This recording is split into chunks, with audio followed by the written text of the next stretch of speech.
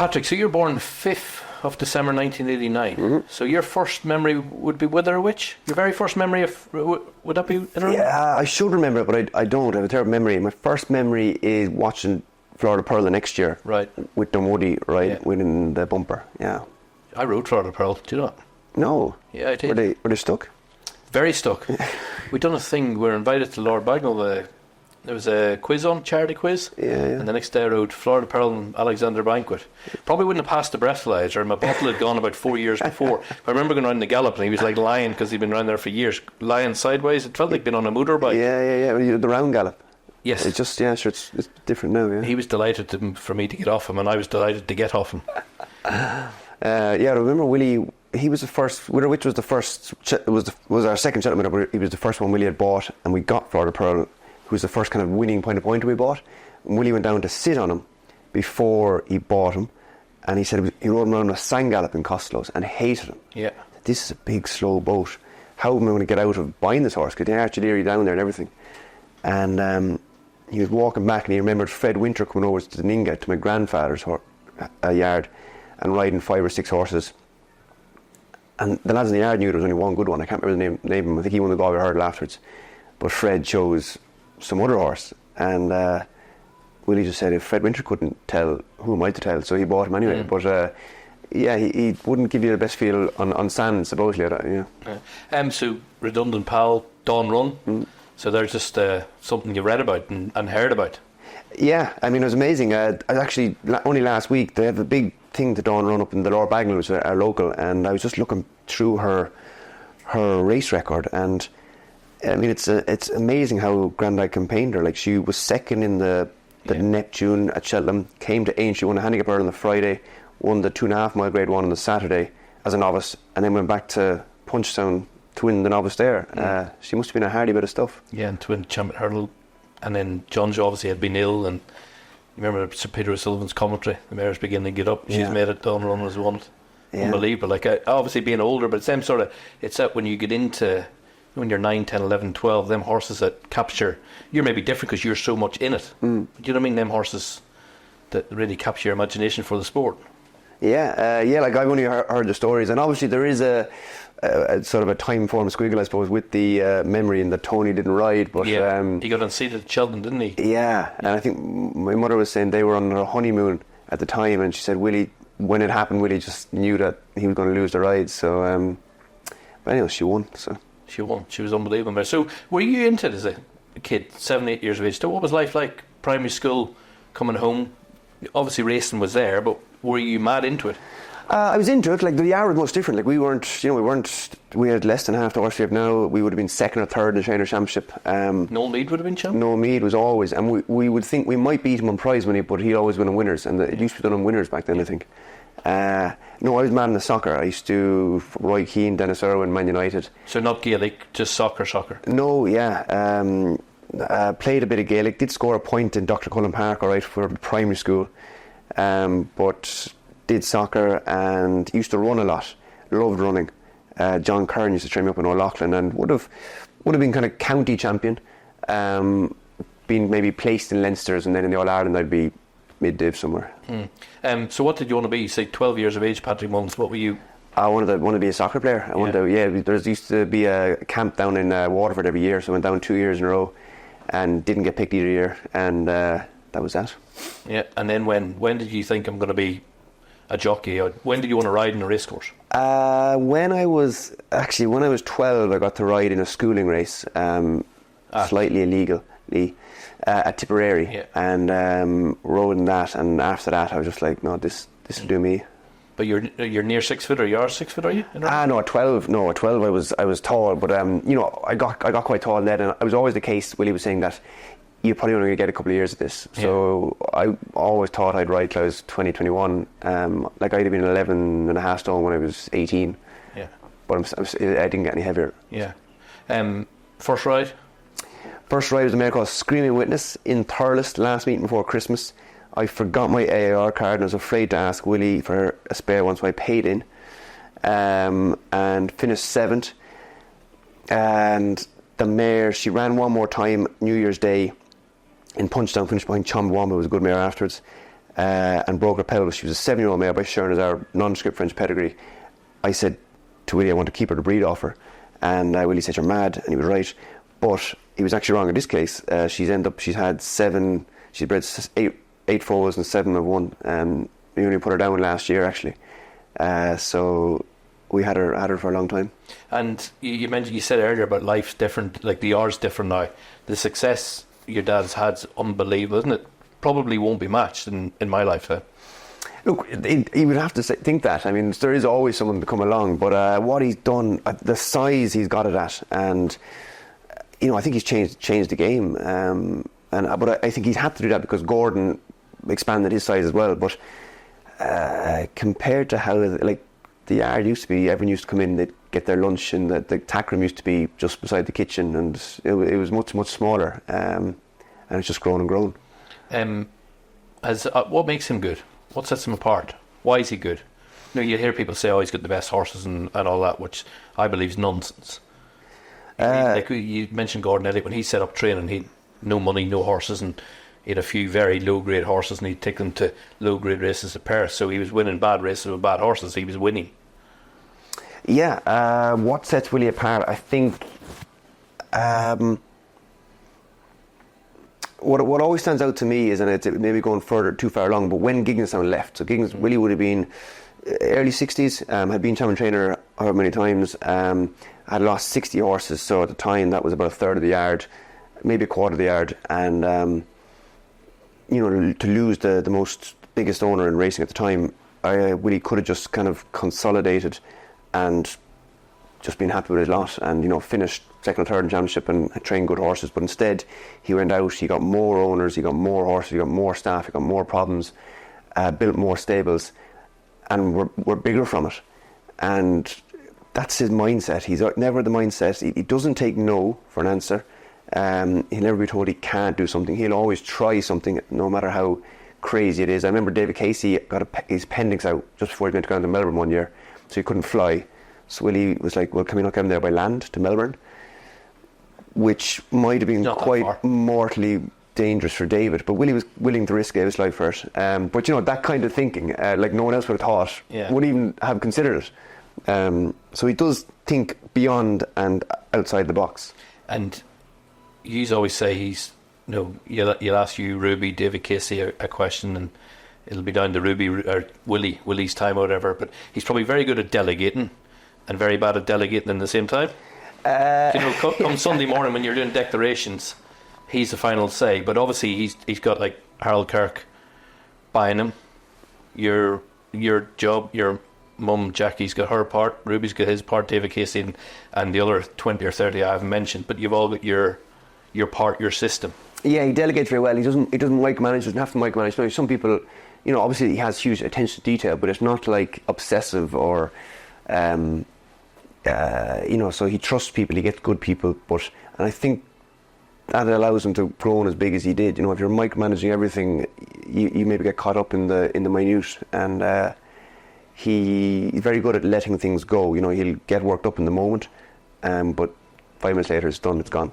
What's your job? You do the board every day? Yeah, so I come in, I've been there for 7 o'clock, do the board, decide who rides what, and then more so the last 18 months I've been kind of on the ground a lot more, and I'll have the lot organised, because we used to wait for 20 minutes for Willie to walk up to finish his breakfast, or he'd meet the builder, or he'd be taking the dog for a walk. So I just organise what the horses are going to do, and it flows a lot quicker now. Yeah. Mark Johnson done a thing when he trained his 3,000 winner, I think it was. He wanted to retire publicly. He wanted to retire, and he spoke to a couple of people who got him into it when he was setting up in a big way numerically, like yourselves, and he said the reason he wanted to retire was the board.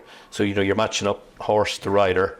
Obviously the logistics of that is like you've got 10 runners at Down Royal that day, so we need 10 staff to lead them up. 2 people haven't turned in 6, so you can do your board at 7, but at 7:15 things have changed.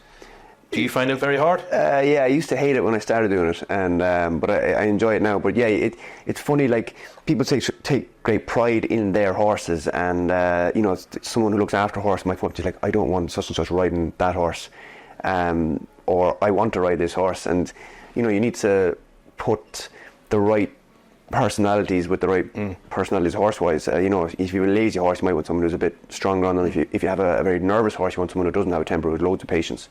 And you know, do they tend to ride the same horse every day, roughly? Generally, that's what you like. You like to try get the same people riding the same horses. But as you say, people who are sick or racing on holidays or away. But and that means that the horse is a little bit quieter than normal. They know that. Where if you ride it, he's just a quiet horse, but they know that he's a little bit off. Yeah, and we would take huge advice from people riding and looking after the horses. You know, that they might say you could do a bit more today, might do a bit less today, and sometimes Willie will say yes, sometimes they say no, but it's definitely an important part of it. Yeah. And do you ride out every lot?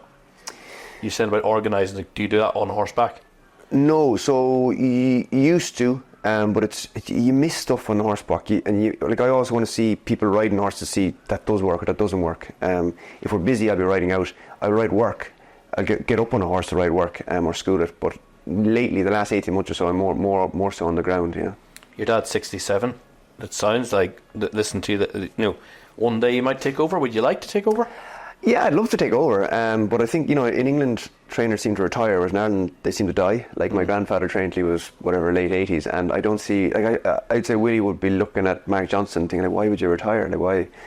Willie loves it. It is life, so I don't think he'll be retiring anytime soon. But I'm 34, I'd like to ride till my early 40s, so it might tie in nicely, but I'm not bursting to take over. I'm quite happy riding. I won't be able to ride forever. I can train for as long as I like, so I want to make the most of riding when I can. What's your next big target riding wise? You most winners in the season at 75? Yeah, I was 74 was a calendar year, so it was Billy Parkinson back in 1915 1912 rode 72 in a calendar year, because that used to be the old season, so I got 74 in the calendar year. I remember, was Downpatrick and Nace somewhere called off? Yeah, just before Christmas, and somewhere else was called. Was it the last day or something? It went down to the second last day. Yeah, it went down to the second last day. We got 2 winners on the second last day, so it was great. But that was cool, and I read a lot of history of racing. I like having targets. And I think I should be able to, because of who I am and where I am. I think I have the possibility to achieve anything. So I want to achieve everything. Sit on, steer a few aeroplanes around. Yeah, I mean, it's the easiest job going. What I'd like to do this year, before I retire, is the 3 races in Cheltenham, the Kim Muir, the National Chase and the Fox Hunters. Only 2 amateurs have won all 3, so Derek O'Connor and John Oaksey. I won 2, I was second in the Kim Muir and Maldini for Pat Kelly, so I'd like to try win that. Willie's never won a handicap chase at Cheltenham, so I did have meeting the waters nicely set up for the Kim Muir, and then Danny went and got £15 for winning at Christmas on him, so he's not qualified for it anymore. You and Danny? Yeah, this goes on. Yeah, well, that was the day before Limerick actually. Yeah. So yeah, I mean, £7 or £8 would have been fine, but no. And so yeah, that's the main one. I'd love to get that. It's difficult. It's going to be very difficult, but that's on the list. We're on the verge of Cheltenham. It seems like in horse racing, and maybe over this side of the RC a bit more, it's all Cheltenham. Do you see it that way? I know you're going to say no, Ferriers coming up and then Punchestown afterwards, but how big is Cheltenham in your household?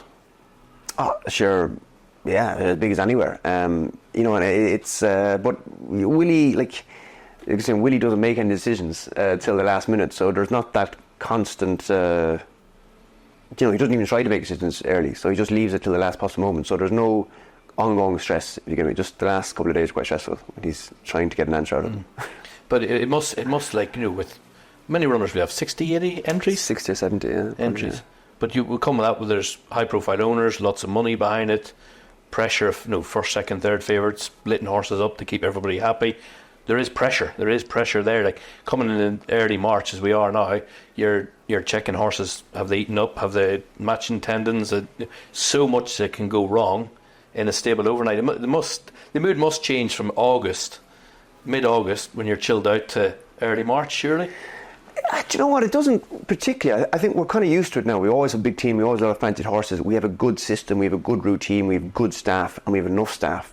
So there's not a pressure of we're rushing to do things. So everything is being done in the right time, in the right place. And again, we're also very lucky that we have a lot of horses. So if you only had Galopin Des Champs, you're concentrating only. But we're lucky if one horse gets injured, we have another horse to concentrate on. So No, I don't think I don't feel that things ramp up hugely. We have a confidence in what we do. We just do the job, and hopefully that gets the results that it has been getting. So you've told us your job. Well, your mum's heavy in the office and logistics manager, if you like. David Casey, what's his prime role? I think he's kind of Willie's punch bag mostly. So you take it out on him more than you? Yeah, so I don't listen to him. David's brilliant because, like Willie, if Willie's chopping and changing or saying 1A when he did B or whatever, David just blinks and just nods and smiles. And whereas I might turn Willie's toaster up to 10 rather than 2, so it burns his toast or something. Whereas David it's water off his back. But David's very much involved the entries, the declarations, jockeys. More involved with working with Willie. I try to kind of stay on the horse side rather than working with Willie. Yeah. Ruby, is he in most days if he's around? Ruby's in maybe twice a week during the winter, when he's not doing one of his other 400 jobs. He's more jobs than you, isn't he? He has. I think he's on every kind of platform, isn't it? Media platform. Yeah, could be an addiction, but no. But Ruby again Willie would ring Ruby about entries, declarations, jockeys. Like he's still very hugely involved. Yeah, but he's been there since he was 16 or 17. Yeah. So like, there's that continuity of. Ruby been there 25 years, so he knows how Willie thinks. David's been there that length of time. He knows how Willie thinks. So it gels well. Is he the best jockey you've seen, Ruby? Yeah, geez, without doubt, yeah. But I'm obviously biased, but I just loved the way he rode, the way he was a horseman and a jockey. Yeah. He was very. I loved how competitive he was, how intelligent he was. Hugely dedicated, but just some of the rides, when you look back at Alfaroff or Nolan or Dundera, Vautour surely, yeah, Vautour as well. But I think Vautour was very much the best horse in the race, whereas just some of the ones he's lifted home. Dundera for Tony Martin in the yeah. I think it was the William Hill Trophy in them days. That was it. Yeah. He came from nowhere.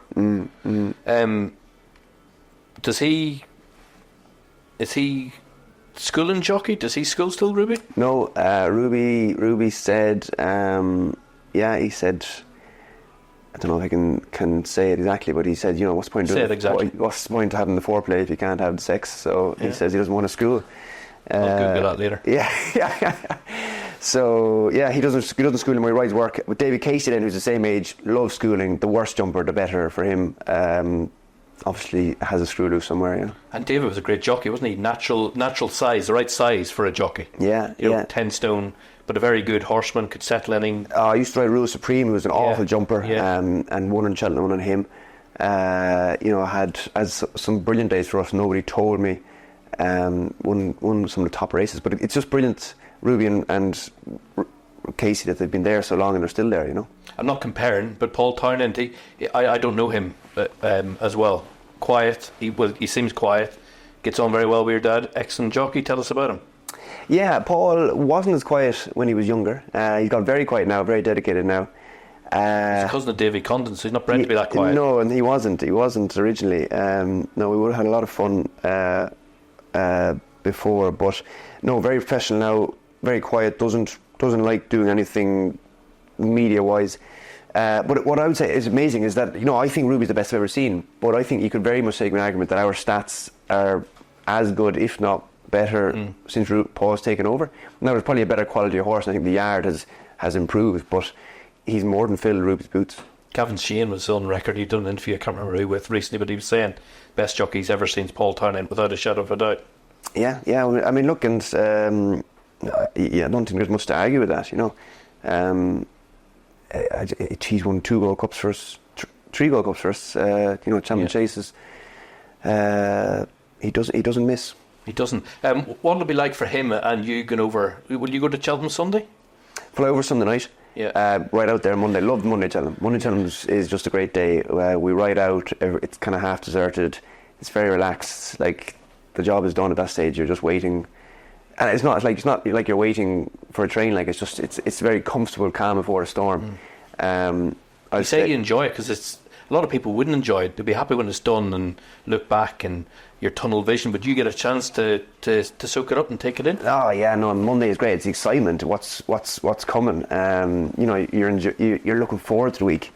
And then so a group, I stay with Brian Hayes and Rachel Blackmore, and we always go to this fancy Indian restaurant on the Monday night. And it's the Monday. Monday is a great day. Love the Monday. I know Dave Ord, he's a tradition as well. Indian on Monday night seems the same thing with these athletes. There you go. Yeah, dinner of champions, obviously. Yeah. And then Tuesday morning you ride out. It's a great sight. You know, you think at Cheltenham about going out in the morning time, but it's still, you know, horses travelling. Some don't eat as well. Some don't drink, get dehydrated. There's always that. Who's managing that down in the stable yard? Is that? Rachel Robbins is kind of, she's in charge when we go over there, and it's going out to ride out on the Tuesday or the Monday. It's you feel like a team, you know, but you are a team mostly. But not in racing, you don't often get that feeling. Like it's like, I imagine the Irish rugby team going to the World Cup. Like we're walking out there, passing Gordon's team or passing Gavin Cromwell's team, and there is a great sense of togetherness and camaraderie in those mornings. But as a jockey, you're looking at horses and thinking he's on his toes. It's normal for him or not normal? Yeah, you know, you're just looking the same as they are at home. Yeah, and you're wondering, you know, well, is he going to lose his head later? So maybe I'm not going to ride him. You know, especially with the bumper horses. Yeah, you want to see how they're handling the occasion. That's without any. Well, there is obviously microphones and stuff, but I'd always be keeping an eye on them. Obviously, declarations are Monday morning, but Monday morning you'd be keeping an eye on the bumper horses. Yeah. Willie always says that's your department. If you ever ask him about a bumper winner, that's Patrick's department. He's not watching, I don't think. He'll probably tune in at some point. But what's your bumper winner this year? Just tell me what it is. His name. Don't care what it's by or where. Yeah. It's some years you just know. Something like Fassi Vega appreciated. They both up at Fairy House or at Leopardstown, and you want to ride that. Last year, it's for me. In fact, I was riding them in the in work on the Tuesday before the Curragh, and I rode it for me in the work, and there wasn't much in it, but it to me was way too keen, and I just thought you're going to be a horrible ride in Cheltenham, so I swapped to Fact to File. So this year it'll be what's working best, because it's just there's been no real standout performance that you couldn't knock some way. You're just like your dad, aren't you? God, don't say that, Jesus. Just as annoying. You won't tell us. Who gets first choice in the bumper, Paul or you? I get first choice in the bumper, yeah. So I generally get to pick the wrong one, which I think Paul quite enjoys, actually. Yeah, loads thicker water. Yeah. So we pick right the odd time, but it's just so hard in the bumper because they're proven at different times. But yeah, it's much easier when you don't get to pick. You just ride the second, third one. There's no pressure. Much easier riding the second, third string. 6 away from 100, isn't it, for Winnie? Yeah. Unbelievable, isn't it? I know just people quickly say, it's 4 days now, it was different than Dickinson's or whatever, but for 100 winners, it's just... Yeah, Cheltenham's a different beast now, isn't it? I mean, more races, more days. But look, it's still phenomenal. But look, Gordon's going to get there. Well, like it's something that was never thought realistic, that is now realistic because of how it is, but it's a weird one. It's not like something you're set out to do or anything, but yeah, it's something I think he'd be very proud of. How many winners have you rode at the festival? I've 8. 8? Good going. So I think Jamie has 10, so I need to try get by him. 3, yeah. That competitive streak's still there, isn't it? Yeah, so... He was late start. Was character building his first? I think character building was the first. Yeah, it was brilliant ride. That was that and John Thomas and John Begg. Like their rides, you'd love in your career to have a ride like that. John Thomas and T for 3. Yeah. Not the straight, used to stop when he hit the front. Yeah. Unbelievable. And like even growing up, them amateur names, unbelievable names you rode against. Derek O'Connor. Yeah, so Derek's a living legend. Like, he's a 1,300 winners in point of points. And you think everyone's 3 mile, 16 fences on green horses. Yeah, it was. So you're steering the airplanes around the bumper, and you're the next Messiah. Landing them is a problem. Yeah. But, I was doing some stats on Derek the other day because I did an interview with him, and he's jumped over kind of 75,000 fences in his career. I remember being the Point to Point Awards a few years ago. Richard Pugh, Richard, and he's like Derek O'Connor's standing innovation. He's rode 75 mile, jumped 1,000 fences, done this, done that, and you're like, some achievement. Yeah, but sure, Derek is God in the Irish amateur circles, like. And not unlike Ruby, the way he rides, length of leg, horseman. Yeah. Style wise, I think he's a less aggressive rider than Ruby. I was talking to him about the start in Cheltenham. He was like, you get down there, wherever you are is where you are. Like, I think he's so relaxed, and that is how he rides. Ruby be getting GBH for someone trying to nick half a length. Yeah, exactly. Yeah, but no, Derek is, and he's 41 now, and he's banging in winners left, right, and centre still. You know. So this year, strongest team numerically? Sure, look, it's as strong as we've ever had, anyway, without doubt. I think maybe it's what it has, which we haven't had other years, is, you know, a Gold Cup favourite, a champion hurdle favourite at the moment, and a champion chase favourite. You know, it's getting those big horses. That's only shows you how long it takes to get those horses. Like, a lot of our winners are, you know, novice races and bumpers, and we're now getting the championship horses. Yeah, but you have first 5 in all the novice races as well, so it looks like the next few years is set up. Yeah. Well, that's Willie's thing, is always he's thinking the next year, next 2 years. You don't rest on your laurels. You buy out more horses.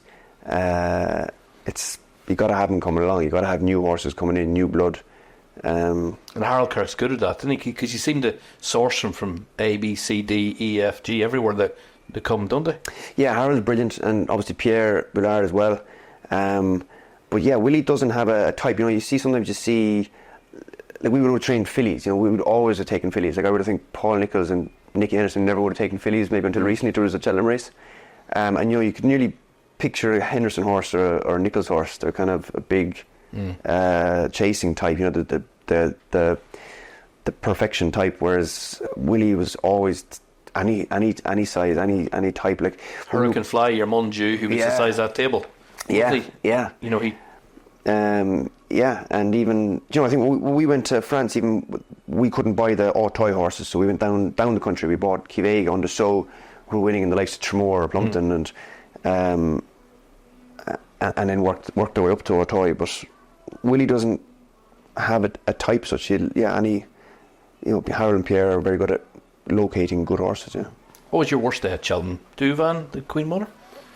Personally, my worst day, Duvan, I suppose. Duvan falling was a sickener. He was going really well. He was jumping really well. He hadn't ran in a year, so there was always a chance he was going to get one wrong. Let fly and went right. Let fly and went a little right, and and came down. Like, that was a big opportunity. Like, would he have beaten Altior off preparation he's had? Probably not. That helps with the. But I did watch that fall about 4 million times the next week. All right. How do you regroup? You know, because the next day you've got so many runners as assistant, as part of your father's team. But you know, when the ambulance people get to you at the back of the fence, and you can hear the commentator, you can hear the crowd roaring, Altior up the hill. It's quiet down the back straight, and you're thinking, Yeah, I'm quite good on the day putting it back. But yeah, it's the next couple of weeks is where it pops back up. But Cheltenham's so busy. You're busy. There's something else to do. And I'd had a winner the day before, and that made a big difference. If it was a week with no winner, then that's the defining moment of the week. Whereas you had a winner, then it just helps. What's Willie like race week? Try to stay clear. No, very relaxed. Very relaxed. Like, he enjoys himself. You know, he's up early, but he's in bed late. He's actually nearly in better form the week of Cheltenham than he is other weeks. What will keep you happy this year? Winning the Kim Muir will be a big thing, but leaving Cheltenham Friday night, what will you be happy with? For the yard? For you? For me, I want to get a winner. Like, you want to get one winner, obviously. Everyone says the same. It'd be great to choose the right one on the bumper. That'd be nice. But the Kim Muir is one I'd love to ride to win, but I don't know have I one really for this year. Maybe Chavez. Billaway is, if I could choose one now, Billaway winning would mean a lot. There's not as many in the Fox Hunters this year. Yeah, there's only 19 entered, so it could be a smaller field than normal. Yeah, Christie runs free. Yeah. But I have a soft spot for Billaway. Like, he's, you know, I don't get the right horses year in, year out. I just the bumper horse to move on. Sharjah and Billaway are the only ones I get to ride. And, like, he's a difficult ride. He's lazy. He is well able to knock into a fence.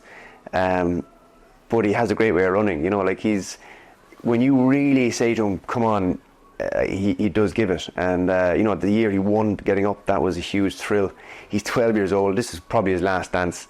And I'll miss him when he goes, because he's an incredible record. His win and second strike rate is incredible.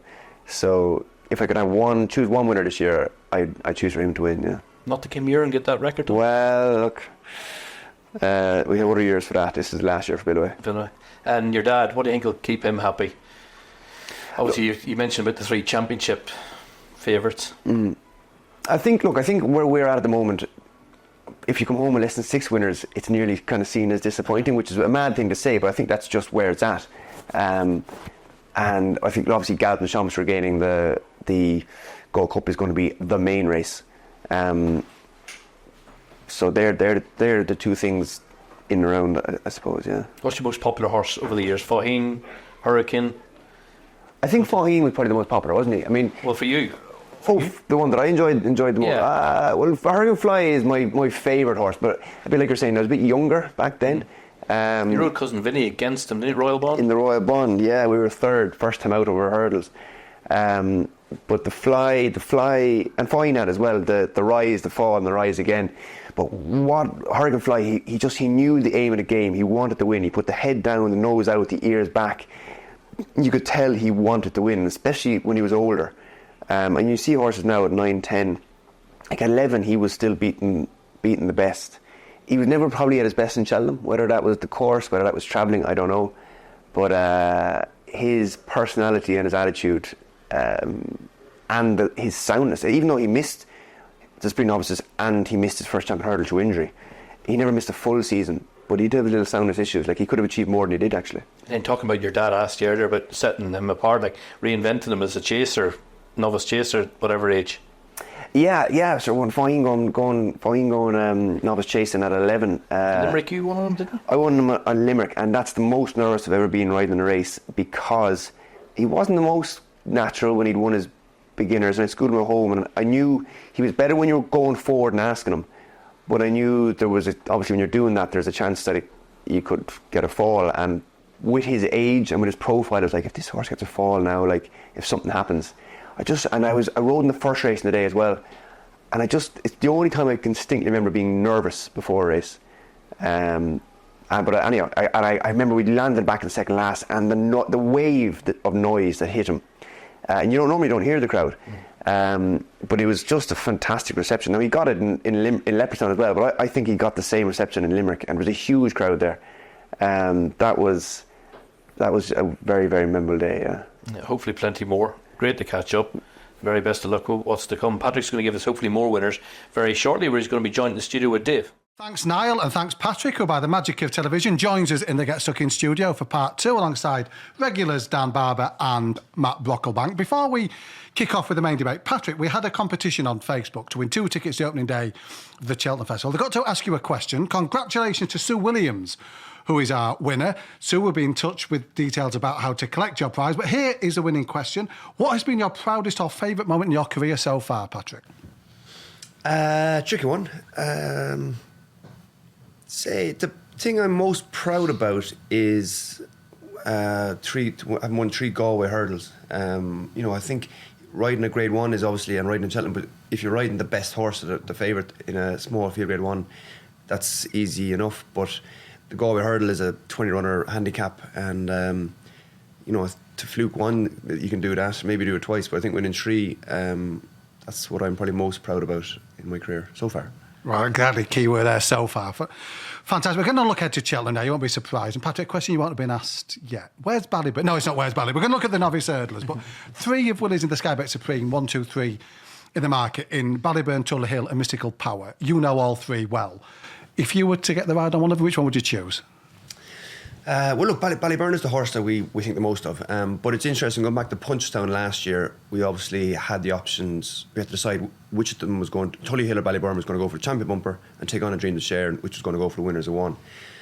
So we split them up, Tully Hill for the champion and Ballyburn for the winners of 1, because at home, Tully Hill, he'd be a quicker horse. He would work better. And so that's the way we split them. Now, after the week, after the 2 races we ran, we thought maybe we'd got it wrong, because Ballyburn, you have to really ask him in a race, but he does find that 6th gear. So, I think probably from what we've seen now, I think Ballyburn is maybe the horse who has that relentless gallop. And Tully Hill, his jumping has improved, but he's not maybe the most natural slick jumper you've ever been. He's not entitled to take the long stride onto his hurdle. He likes getting in tight. He's getting quicker at it a scooter later in the week, and he's getting very quick at getting in tight. But I think Ballyburn is probably the horse with the more natural jumping technique. Dan, in terms of Timeform numbers, they're clearly three big players, as the market tells you. Yeah, massively so. Whatever Willie decides to do, he'll decide. But you feasibly got the top three horses in the Supreme there. You could literally start the week by having a clean sweep in the Premier Novice Hurdle of the week. I mean, the strength in depth, we don't need to tell you, even from a ratings perspective, just how strong it is. Ballyburn is £7 clear. We certainly believe that the performance of the DRF was the best by some way by a novice hurdler this season. Now, the interesting thing for me is we expect these horses to just go blemish free, don't we? But both of them have lost a race in a maiden hurdle so far this season. Is that just a minor bump in the road? It's something even now you wouldn't even think about it. No, and sometimes there's a slight bonus in that you get a bit of extra experience before you have to go into Grade 1. You often see Aiden's good horses get beat first time out. Tully Hill just jumped very badly over probably the wrong trip as well. And Ballyburn got beat. You see a lot of our horses in November time need the run, whereas he took on Firefox of Gordon's who'd had a run and we missed the second last. So it's not something that would worry me, and I'd actually probably see it as an advantage. They got an extra run in the maiden hurdle and a bit more experience maybe. Matt, JP's pair, Mystical Power, good turn of foot to win that Sky Bet Moscow Fly. Michael Shunners is outside. They got the sponsors mentioned. And there's Jericho de Repene, Finnick Henderson as well. You were down in Lambourne last week seeing Nicky. What sort of vibes were you getting about him? Yeah, it's not the first time I've been asked that, Dave. And I struggled a little bit with answering it because I had to initiate the conversation, put it that way. He didn't really want to talk about him a huge amount, Nicky Henderson, because you can just tell he loves this horse, but he's been quite happy, I think. Obviously, there was a fair amount of hype around Jericho de Repene on the back of those wins at Newbury. And then very quietly, Willie Mullins has gone about his business, sending out these Grade 1 winners, obviously, at the DRF. And Nicky's quietly got on with his business with his horse. And I think he doesn't mind that at all. With Jericho, and I sort of said to him, you've got a good horse here, and he very much agreed. Now, whether that's a Grade 1 winner this year or potentially next season, maybe even over, he's going to make a nice chase for obviously Jericho de Repene, but I think Nicky's pretty confident, Dave. Just on Ballyburn, before we move on, I know there's a huge amount of positivity around him, and like Dan says, he sets the standard.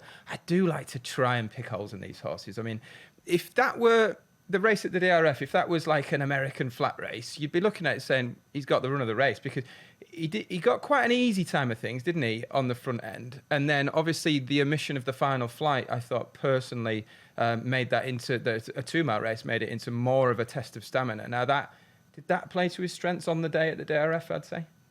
Yeah, I think, stamina, he's definitely more of a stamina than speed. It was interesting, he ran more or less to the pound the form with Slade Steel and their bumper at Punchestown. Dancing City split them at Punchestown.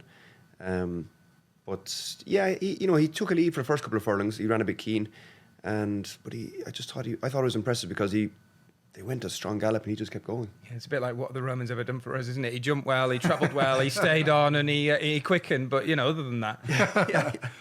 Evan Bingham, obviously something could slot in there for that trio. Il Atlantic is in there. And a horse I know was a bumpy horse you had a lot of time for. What have you made of him over hurdle so far? Yeah, I adore Il Atlantic. He's a big, long-striding horse. He has a really high cruising speed. What I'm wondering with him is he's got worried out of finished 3 times, kind of in long straights, Nace twice, Fairy House. They're kind of 3 furlong straights. I'm wondering, the old course, quite a tight track, will that help him get over the line quicker? I mean, if it's only late on in those 3 furlong straights, he's been worn down. So with a 2 furlong straight, could he just get over? Could he get over the line? I think you'd have many shorter than him in a market for next year's Arkle, I don't think. You mentioned long stride, and just seeing him on TV, you just get the sense of, if you go by demeanour and appearance, that horse is a £10-15 better chase. Was that fair? Yeah, and I think there's more jumps in a chase than there is a hurdle, and I think more jumps will get him will get him further and get him over the line in front. I agree with you. And he's got the physique. He's tall. He's long. He's lots of scope. Chasing will definitely be very exciting. Yeah. Talk Albert Bartlett now, because reading Tommy wrong could go Barry Bingham. He could go Albert Bartlett. He did it well last time, didn't he? Dug deep to get there in a race. Is he surprised you that he's going in there as a Grade 1 favourite right now, reading Tommy wrong? No, I think he's actually not maybe getting the credit he deserves. He won twice very early in the season, so like technically in Maytime, and but it was because it wasn't that he wasn't good enough for the spring. He just had a few setbacks. He's a horse. He carries his head quite high. He's a horse. He's very leery at home. He only does the bare minimum. He did a fabulous bit of work there earlier this week, and I think he didn't really get the credit he deserved in Naas. Willie was of the opinion that Il Antique did the donkey work and he got mugged. I was of the opinion that Chapeau de Soleil didn't jump, which meant after the second hurdle, Paul was setting his own fractions on Il Antique, and that Reading Tommy Wrong had to come from off the pace. And I would have marked up Reading Tommy Wrong. And I just think he's kind of still flying under the radar. I think he could be as good as any of the novices. Wasn't he the biggest price of the Mullins contingent in that race as well? I mean, was it any sort of surprise, or did he give you that impression at home that he was? No, it wasn't. No, to be honest, it wasn't a surprise. I mean, like I said, I think I would have rated him with all those as bumper horses. He'd been up there with all our top bumper horses last year. So strong hand, as you would expect. The current crop anyway at Closutton. Dancing City, surprise winner to some at the DRF, and High Class Hero next two in the market. Would you give those a chance of beating him at the festival? Look, I would have had Reading Tommy Wrong as a classier horse than the two of them. So up now, obviously, over 3 miles, class doesn't always win it. But Dancing City was disappointing for a long time, and Willie gave him so much time. I couldn't believe how patient he was with him. And it was a surprise when he did DRF. But then when you look back at the form where he split Slade Steel and Ballyburn and Punchdown at the festival last year in the bumper, that was obviously entitled him to win it. So he's a horse, I think, 3 miles, he settles, he stays, he's tough. Albert Bartlett will really play to his strengths. High Class Hero is the opposite. He's kind of a smaller, leaner, prettier horse. I wouldn't have had him down as a real strong stayer, but he obviously is. He started off kind of the back end of the summer, didn't he? He got his wins in early on, and then they've sort of kept him come a slightly sort of lower route into the Cheltenham Festival. I was thinking he might be one that might go under the radar, but there he is. He came out and won again, and he's sort of right towards the top of the market. But he's useful, isn't he? He's gone right-handed and left-handed as well. He looks pretty versatile.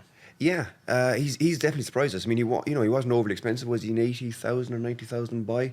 We were when we were trying. We were thinking, yeah, he got injured. He missed a bit of time, and then we ran him. He looks like a good ground horse. He's quite a light framed horse. We thought he could be Galway, Listowel, and then what he's done in the winter, especially on heavy ground, has pleasantly surprised us. Matt, you're not a Nicky Henderson correspondent. I've got to stress that. There's no Constitution Hill update coming from Matt. But you were down there. Sergino's favourite for the Triumph Hurdle. His odds on. The impression I got speaking to Nicky on Trials Day was they thought this was the real deal since the minute he walked through the doors at Seven Barrows. What was he telling you last week? You worked all over Constitution Hill anyway.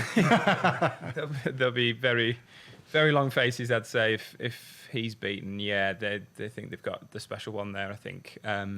Obviously, the two horses out of the race in France were snapped up immediately. Salvatore Mundi, who we're yet to see, who might yet be thrown into a Grade 1 in the springtime. He could go for the because Triumph. Obviously a horse like him, if he runs in the Triumph or at Punchestown as well, if he doesn't quite come to scratch, he'll remain a novice for the following season. But yeah, Sergino, I think I asked Nicky about the improvement in his jumping between Kempton and Cheltenham, and he said he was more surprised about how poorly he jumped. He was just a little bit Larry first time out at Kempton, but they saw the real Sergino at Cheltenham, and yeah, it's very hard to grab that performance. I know we've been here before, haven't we, with British juveniles, and everyone thinks every single race run at Cheltenham is a top class, brilliant race.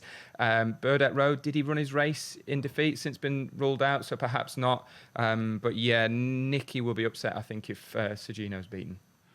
The Salvatore Mundi, Willie mentioned, he is still in the mix. Is he giving you that vibe at home that this is a Grade 1 horse? His work has started to improve since Christmas, and I think there's definitely a possibility he could run in the Triumph if he keeps doing everything right. But again, I don't think Willie's not too worried if he doesn't get to run him this year.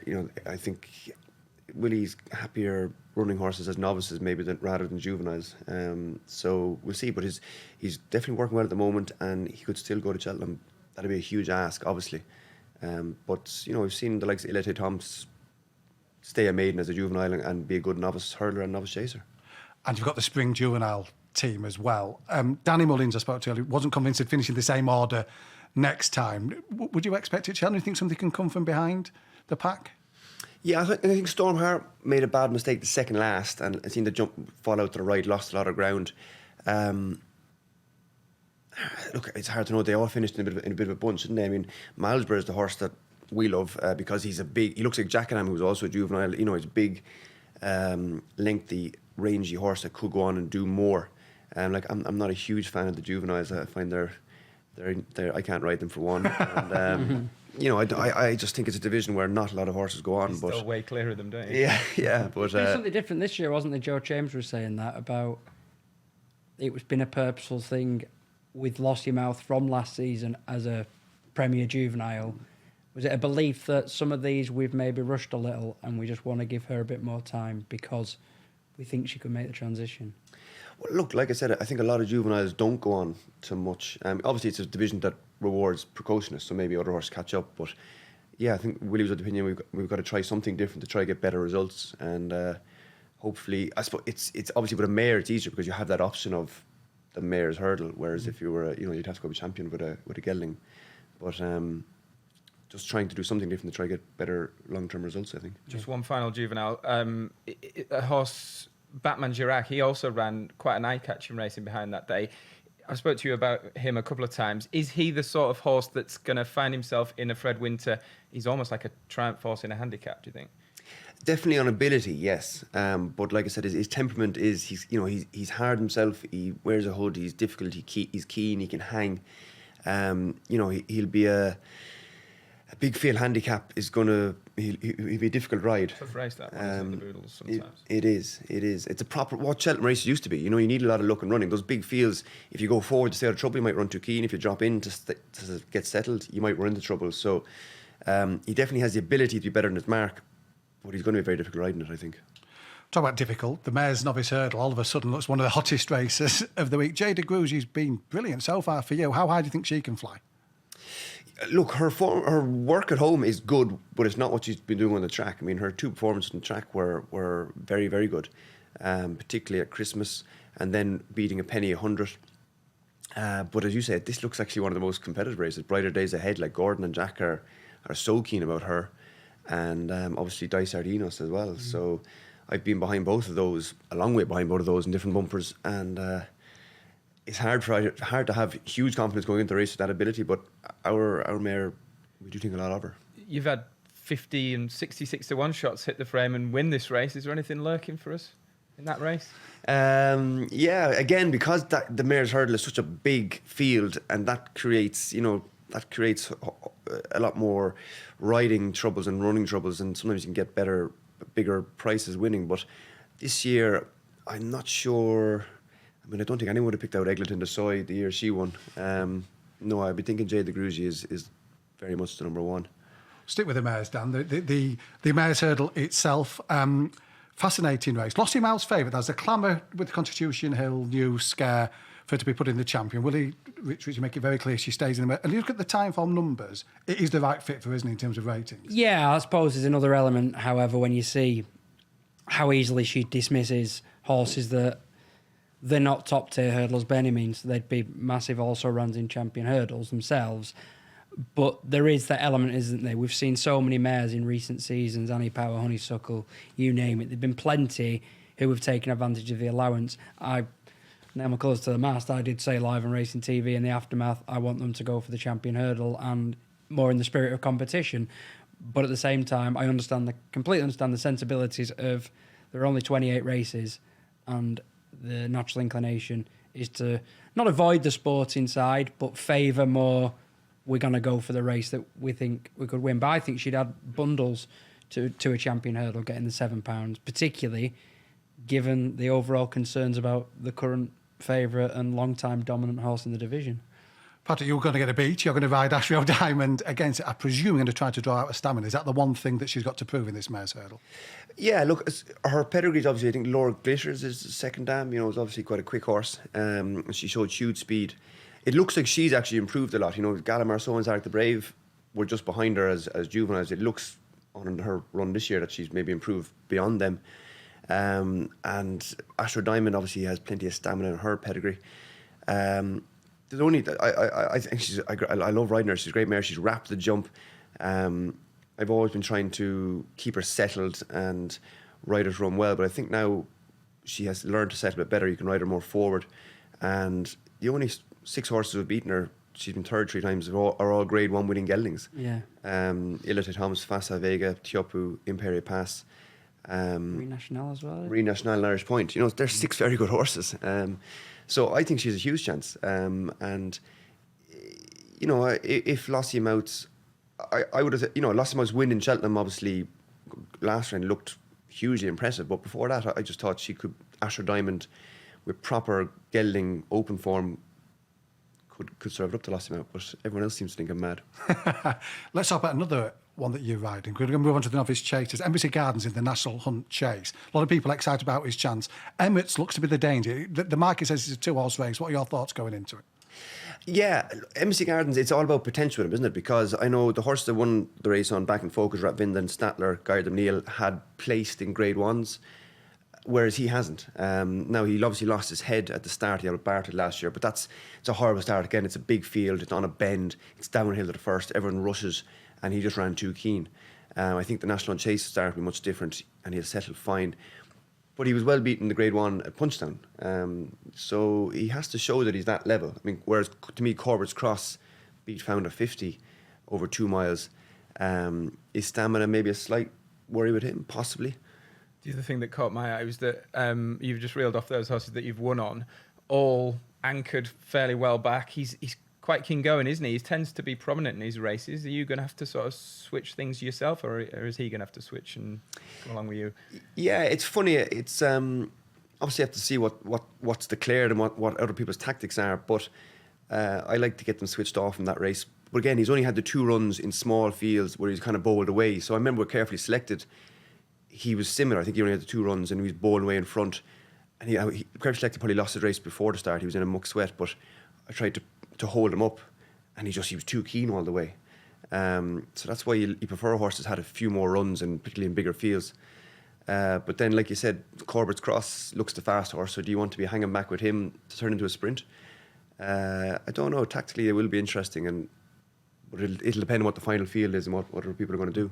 You settle a debate once and for all as well. Would you have won anyway had Mile Mission not fallen? Yeah.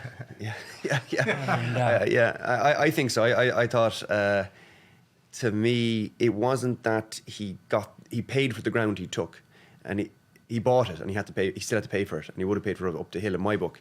It wasn't like we slowed down and he slipped us. Like he kicked on. So it was a bold tactical manoeuvre from Johnny. I think we'd have got there. We'll never know. Yeah. Well, I'm sure you'd love to ride at Cheltenham. Fact to file in the Brown Advisory. You loved him as a bumper horse, and he looks so exciting over fences. He is. He's a painting of a horse. He's an armchair to ride. He's so comfortable. He settles. He's got a high cruising speed, a turn of foot. He's efficient the way he jumps. It was extraordinary watching the split screen of the Novice Chase, the True Runner Novice Chase, and the Leopardstown 2500 Handicap Chase the same day. Like, they went so fast in the Novice Chase. We think he's a Gold Cup horse. I don't think there's much to say about him. I think he'd be very hard to beat. Arkle, Elite Toms, has leapt to the head of the team. He's challenging towards the favourite team after what happened with Marie Nationale in that race at the DRF. What sort of chance you give him in an Arkle? Yeah, I think, again, he's flying on the radar a bit, and probably because he had that season of being in Triumph Hurdles when he was too keen, and then last year the Supreme didn't go to plan. He missed the 4th last, got shuffled back, and then Danny had to pull him wide. Then he got racing too early, wide around that top bend. So I think he's better than the Supreme run and his Triumph run. I don't think it's the case he doesn't handle Cheltenham. I think he's had excuses. He looks like he's maybe a better chaser than he was a hurdler. In a wide open race, I think he has to have a huge chance. I just think he's he has the potential to be better. Even though he's had lots of runs and looks relatively exposed, I think he has the potential to be better than he was as a hurdler. Yeah. Hunter's Yarn is single-figure price now for the same race for the Simon Maneer and Isaac Swade. He's looked really good on his day. Works really well, really fast horse, won 3 bumpers. Jumping has always been a slight issue. He wasn't fantastic over hurdles, and he has, a bit like El Fabiolo, he has that one mistake in him. But again, he has to maybe prove that he's up to grade one level, but his work would be good enough. But it is a case of potential over proven. There is an element though. You look at his form. I mean, Path the Roof, the Cromwell horse, has been holding his own in good handicaps, hasn't he? He might have won the one at Christmas time had he not crashed out. He's given him a 10-length thrashing, having walked through the second last and gone again. He feels to me the Mullins horse in that race, who, because he's not been a regular fixture like Elite Tomps has in these top-level graded races, that he might be overlooked. For me, he just looks a pure 2-miler. He looks like an old-school Arkle horse who you just sort of let go. Interesting. And interesting, the Turners, 2 horses potentially going to the Turners in with question to answer, Gaelic Warrior and Facile Vega. Where do you want to start with those two? Facile, I just think Facile Vega doesn't jump quick enough to be a 2-miler. He's just too careful. You know, he should have loads of scope. Should be a big horse, but he's just a little bit slow in the air. So I think stepping up to 2.5, I wouldn't be afraid to step up to 3 miles myself. You know, obviously Kivega was probably our best runner over 3 miles. So he's not a busted flush. I think the 2 races at Leopardstown have both been kind of slowly ran, haven't really suited him. You know, Willie's not delighted with him there last week, but I think he's coming around. I think Paul is much happier with him this week. I just wouldn't write him off in what looks like an open race if he goes to that turn. A very open race, I think, isn't it? Yeah, it is. You got, well, much like Factor Files' ultimate destination will decide so much of that. The British hope for the 2 is Grey Dawn, isn't it? Quite clearly. I mean, I think he's an extremely, essentially top-class chaser. What he did at Warwick, what he did at Haydock, but with the uncertainty as to which target they might be taking, it feels you're suggesting that you know where you're going with Facile. This is a race that is likely to suit him. I'd be surprised if he ended up in the Arkle, but Willie has surprised me before. And you know, I suppose, do you want to go and take on Factor Fight over the 3 miles? I don't know, but I think stepping up in trip will bring about improvement just purely from how he jumps. And even though he's a hot horse in the ring, being a walk in the park, he settles fine once he's racing. So even going up to 3 miles, I think, is where he's going to be at his best in time. Can I just ask one about Factor File, just going back? What was it that made Willie make this rare decision? We've spoken about Florida Pearl doing it, bumpers straight to chasing. What was so special about him, given all the brilliant novices you've had down the years, that made you think, well, we're not going to bother with hurdling, what's the point? Just because of his age. He won a 5-row point a point, and then obviously he was six as a bumper horse. And if we went novice hurdling and a novice chasing, we were going to be hitting the Gold Cup at, was it 9 or 8? Yeah. So just getting on with it. A lot of people would have skipped the bumper season last year and gone novice hurdling, but Willie was adamant he was the champ bumper. He'd win champ bumper, and he wasn't far wrong. Yeah. Just into Gaelic Warrior, we saw what went wrong at Leopardstown beforehand and through the race. Do you think he's a horse you can keep the wheels on at Cheltenham? Yeah, I didn't see him pre-race in Leopardstown, but I rode him in the Cheltenham last year, and he was very hot, and he actually ended up shaking his earplugs out just halfway down the chute and bolted with me across the track with the earplugs flopping away. And I had to take the earplugs out then when we got to the start. And you know, I wondered, did that take the, you know, because I stuck him down the rail in the Neptune last year, and he didn't jump right until the last. So it wasn't that he was jumping right and losing loads of ground, but he got well beat. So it's not even the jumping right; he's just not as effective left-handed. Maybe just that fizz he lost when the earplugs came out and he bolted to the start. Did that take the sheen off him as well? I worked him yesterday, and he was very good. Don't really know. Like, Leopardstown was a bizarre kind of thing. It wasn't just the direction. You know, obviously he's been second twice in Cheltenham over hurdles on the old course. If he goes over fences on the new course, it's a slightly different test, and maybe that'll get him by. But the way he jumps, like the way I rode him in Limerick, you love just to let him rock, let him use his stride, let him use his jumping. Where if you're trying to keep horse on his outside to keep him jumping straight, you have to you're negating that asset in order to maybe not lose ground. So again, tactically, he's a tricky ride. Let's talk about some of your other rides. Billaway in the Hunter Chase. It's good to see him back. And a remarkable reappearance. Yeah. He's got his breath back. Check I'm delighted that Billaway's back. We put blinkers on him twice last year. He somersaulted the first time and then concussed me when I fell off in the second time in punch down. So we've taken the blinkers off. I love the horse. I wouldn't like to ride him every day. But like, he's funny. At every jump, you have to be positive into every jump. Otherwise, he just forgets what he's doing every now and then. He's never won first time out. So in Naas, they got racing a long way out. They got racing across the side, and I was just thinking, this isn't Cheltenham. So, but from the back of the second last, we've flown, and I like the way, even though it was a strong gallop, we finished going forward. So we didn't get a hard race in that sense. And obviously, It's on the Line is probably the horse to beat, as long as Ferns Lock. But I think he has to have a great chance. And the Fox Hunter is actually a race that older horses have a great record in. And obviously, the two favourites are, I think, 7. Youth.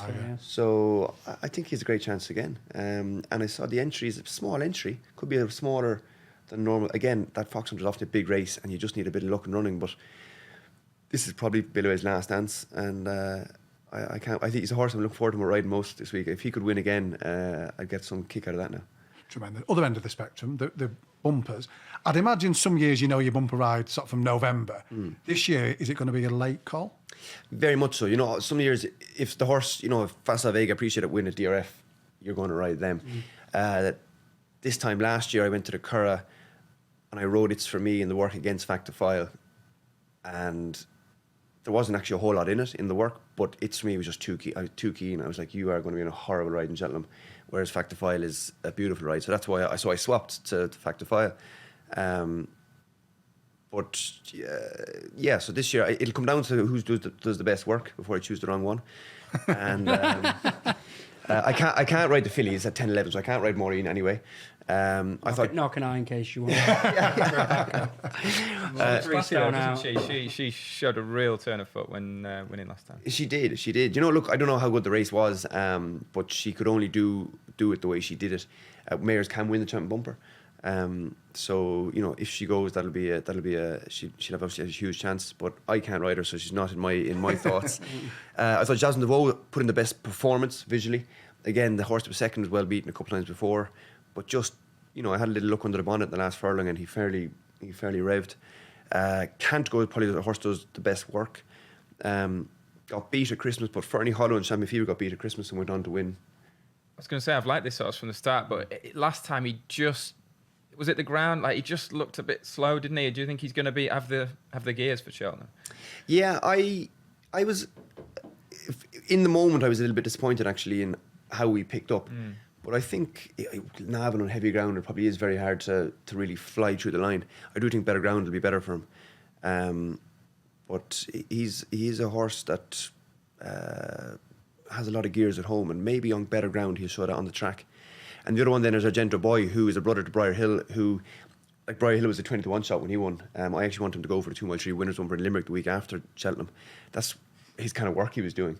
And Argento Boy is quite similar. So, if you're looking for it'll be nearly impossible for me to ride him because his work at home isn't fantastic, but he's the kind of one that could just pop up at a big price. You've done that for years, haven't you? You mentioned check under the bonnet. I think one of the differences, apart from material, between Britain and Ireland is a lot of the British bumper horses, they win in a hack canter, whereas I always get the sense that you're mindful, I actually want to teach this horse something, and I'm going to ask him or her in the latter stages. Yeah, I like teaching them. Yeah, I like them to learn to quicken, and I don't think to me you don't give a horse a hard race and what you do in the last 2 furlongs. It's the first 3 quarters race is what gives you a hard race or not. It's just like normally in bumpers we don't go hugely fast, and you can get them to lengthen and put their head down and quicken. I think it stands to them rather than the first time you have to do that is when they're actually in a battle.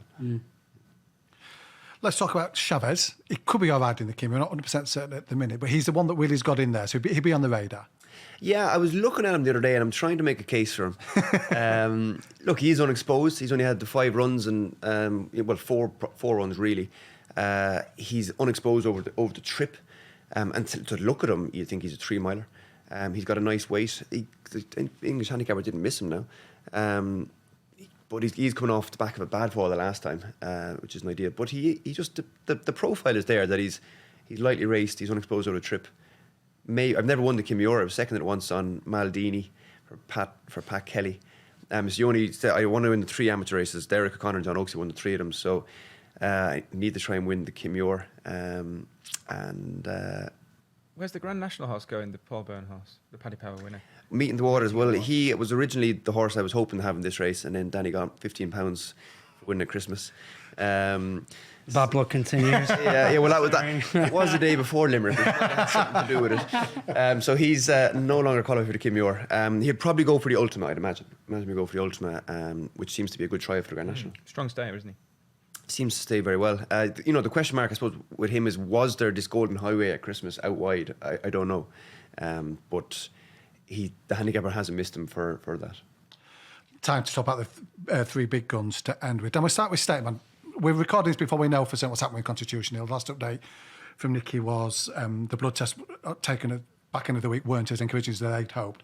Let's just talk Stateman. In a normal year, Stateman's Timeform numbers are good enough to win a normal champion hurdle anyway. Yeah, that's fair. You'd sort of rank him historically with maybe a pound or 2 behind a Bouvedere when he was at his very best. That may undersell him. It's not like his races are that easy to rate because a lot of the time he's kicking inferiors out of the way by wideish margins. And I suppose a lot under the surface depends on the reading that some have tried to posit that he maybe wasn't 100% last season when Constitution Hill. Timeform numbers have him £6 or £7 below, don't they? They point to that. Zanna here's sort of like an anchor behind, isn't he? He's holding that form down to some extent. Likeable veteran though he's been down the years. The gap is there for all to see. It was visually obvious that Constitution Hill was a cut above Stateman, but if he's not on song and Stateman can find 3 or 4 maybe on what he's been doing this season, because he's so uncomplicated, isn't he? He will give his running, that's guaranteed. Yeah, I mean, you could bring him to Sam Ritz or Melbourne or Breeders' Cup, he'd probably still just do what he does. He's very much, he just turns up, does his job and goes home. He's not flashy, but he's just consistent. And Constitution Hill is a better horse, but if Constitution Hill, who won in Liverpool, turns up at Cheltenham, I think he can beat him. Yeah. Willie thinks he's improved this year. He thinks he's stronger. He doesn't know if stronger means better. That's unfair because Willie said he's a stronger horse. Do you think he's capable of taking his form up a couple of notches? Do you think there's a bit more to come? I think so because I think I think maybe we could change tactics from what we did last year in Cheltenham.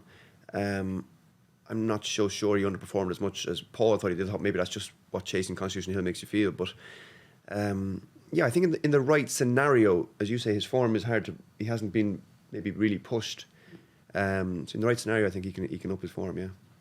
And Matt, if Constitution Hill doesn't turn up, Stateman's going to be a 1-2 favourite to win the champion hurdle, or long odds on to win the champion. You're replacing one banker with another.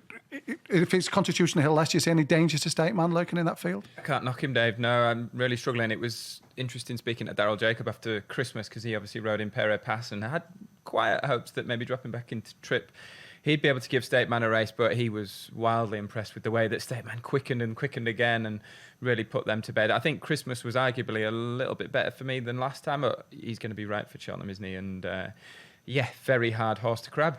God forbid he doesn't make it Constitution Hill. There's a record potentially in danger because I was looking back, there was a champion hurdle in the 1930s where only 3 turned up. It might even been 4, so with one more particularly big gun out of the way, maybe it will encourage others to have a crack actually. They might end up with 20. But you'll have a bigger field because of it, yeah. You can't think of any that can come from left field though, can you? The horses that, like, Henry's not going to run Bob, you think Bobble and Lossiemouth. There aren't that many others you think waiting in the wings who could slot into a champion hurdle. Some stables will be willing to pay supplementary fees. I don't know, that's another thing. Yeah, that's a consideration we use, isn't it? I think that Zarek the Brave can run well in it. Yeah, a few people are making the case for him as well. You've talked about horses selling under the radar. He's definitely one of them, isn't he? Yeah. Like I don't think he'd beat Stateman, but he can definitely run well in it. Yeah. El Fabiolo, Champion Chase favourite. If you're going to crab him, he's got the ability to make one mistake. Is that a concern for you going into a Champion Chase? Sure, it's always a concern, but he seems to know where he's putting his feet. Like the time with the Novice Chase last year DRF, when he put down with Darrell, like he should have cartwheeled, and he just actually didn't even lose any ground. So he seems to know what he's doing, but it is definitely a concern. But you have that with those 2 milers, don't you? A lot of the time, a Moscow Flyer, etc. But look, I think he's a better horse than John Bunn. I think he's shown that, and if he turns up, he should win. And Dan, it's a fascinating race because those two, and then we've got the potential new streak with Edwardstone from the front at Newbury. Alan King's talking he might not do that again, but surely to goodness he will, which will set the race up nicely at the very least. Yeah, that's Chuck Thornton, I think, was on Nick Luck's show the other week, and he was talking about how Alan used to say third or fourth on the inside. That was his plan. But you think over the years, when Alan has sort of gone away from his convention and been forceful on horses, Edwardstone the other day, Smad Place was a smasher, wasn't he, when he was allowed his head into stride on. You'd hope it'd encourage a bit more, and it definitely adds a slightly different dimension. It means that there's going to be nuisance value, if nothing else, and if it puts more pressure on El Fabiolo's jumping, so be it. But I agree with Patrick. It feels like this is going to be the crowning of a champion chaser, and then you're looking forward to, do you try something different next season over further or whatever? Gold Cup Friday, Galopin Des Champs heads back there, beaten on his reappearance, but the last twice, Patrick, how impressive have you been with him? Sure, Christmas was jaw-dropping, wasn't it? I mean, again, was it that Golden Highway? Yeah, like I don't know, but you know, and then the worry was, would a performance like that leave a mark for DRF? But no, you know, and I think Willie probably deserves a bit of credit for Stateman and Galopin Des Champs. They've turned up with the 3 massive Grade 1s throughout the season, and won, and you know, I think whatever happened to John Durkin, he didn't jump. Every jump he lost ground, and he schooled well before. There was nothing physically wrong after him. So you're wondering, was there maybe a bit of tack that was a girt pinching him or something weird? But anyway, you know, I think he had a reasonable excuse to get beat that day. I don't think he's.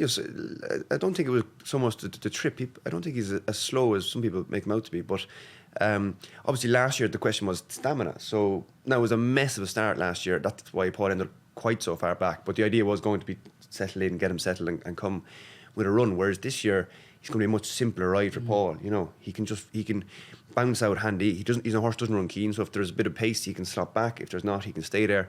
I just think for Paul this year it's going to be a much simpler race to ride. And if the horse that turned up the last twice turns up, touch wood, he should be hard to beat. But as we all know, Gold Cups just aren't as straightforward as that. That would be my one thing, really. I mean, you mentioned Eminem lyric, round the outside. I'd say, will the real Galopin Des Champs stand up? On the basis that you had a Quarto Star or Denman where it was sort of metronomic. They were running 170 plus, 175 plus all the time. There's become quite a high ceiling, low floor, hasn't there? So what is the best assessment of him? Is it beating fast or slow 4.5? Is it obliterating them at Christmas? I'm guessing it's not getting turned over by fast or slow twice. No, and form is funny, isn't it? Like Leopardstown or Punchestown at the end of the season, if Ash Slow hadn't ran, you'd have had Brave Man's Game and Galopin Des Champs, King George winner Gold Cup, and you'd say it was a brilliant race. You know, possibly they got racing a bit early across the side. Jay Slevin was saying they went very fast with a 3rd and 4th last that day. But I think maybe just a fresher horse won. Like the John Durkin was clearly a jumping issue. Was Leopardstown Christmas probably an outlier on the top? Yeah. So to me, like his performance the last day is probably where he's really at, and his Gold Cup performance last year when he beat Brave Man's Game 7 or 8 lengths. It's funny. I would have said he's quite a consistent horse, but I think if he runs within 5 or 6 pounds of his best, he's still going to be hard to beat, is he? Yeah, I think that if the best of the rest are relying on Shishkin, it sounds a bit perverse, doesn't it? Because we know what a character he's sort of become, but he was considered the best chaser around for a while, wasn't he? He inherited that status from Altior. He had untapped stamina, which he's really revealing in spades now. I still think, I've been boring Audi with it, I still think he is the horse you've got to beat. He's got to beat you, obviously. You set that standard. But I wonder if the gap is quite as big as it might appear. Matt, I'm not going to ask you about Shishkin, our Henderson expert, you know. But there is there's Fast or Slow, Brave Man's Game, Paul Nicholls talking up L'Homme Pressé. It's a Gold Cup with some depth, isn't it? It is, I think, yeah. Obviously, Galopin Des Champs has those horses at arm's length, the ones that he's come up against. Fast or Slow has improved a lot. Look, they got him very well handicapped and he came through that ranks, but now he belongs in the big league and he's performing well. He's performing consistently well and has beaten him twice. Is there a worry about Cheltenham for him? He's been beaten 2 handicaps there. He's run pretty well. He got chinned, didn't he, in the Coral Cup and then the Ultima. He's run well. I don't think I'd have a massive issue around the track for Fast or Slow. I think he'd win the Ryanair by 6 lengths down. Whether they want, I don't think they want to do that, but maybe too many options.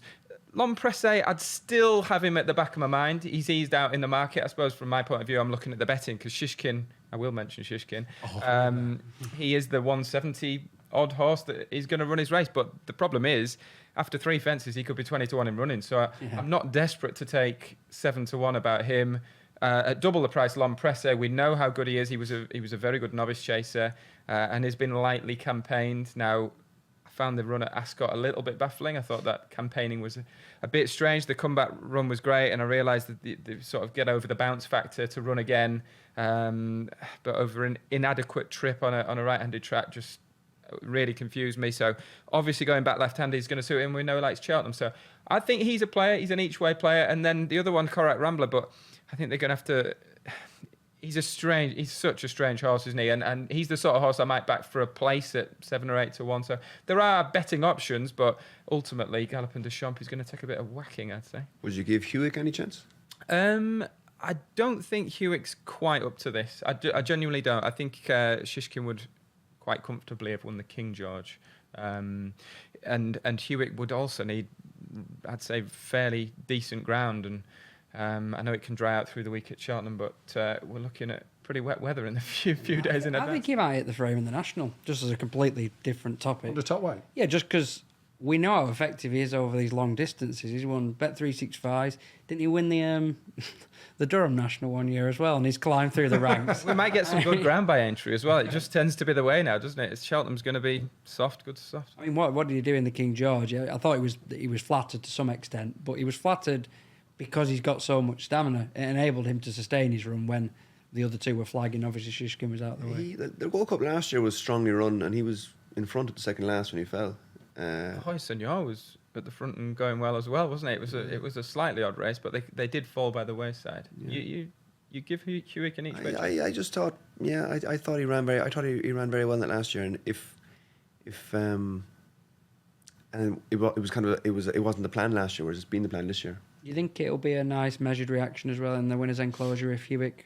I'd say very relaxed. Very relaxed. Yeah. I mean, John Hanlon, is it? Yeah. I love the fact he's got a race in Australia in mind after Aintree. Yeah. He just said it's somewhere between Sydney and Melbourne. So I was searching on a map. It's quite a vast area. It's the Grand Annual. Yeah, it's Rock National. You have to track it down. Patrick, before I let you go, thank you again for your time. Just final question. If Willie was to sort of take you to one side on the Monday before Cheltenham, go on, you can have one ride on this year's festival team. If you could pick one that you'd love to ride at Cheltenham over the 4 days, which one would it be? Factifile. Factifile is, I like him a lot. He's such an easy ride. It's a big helper on Cheltenham. Well, thanks to Patrick, Matt and Dan. Thank you for watching. Best luck at the festival, Patrick. So much to look forward to.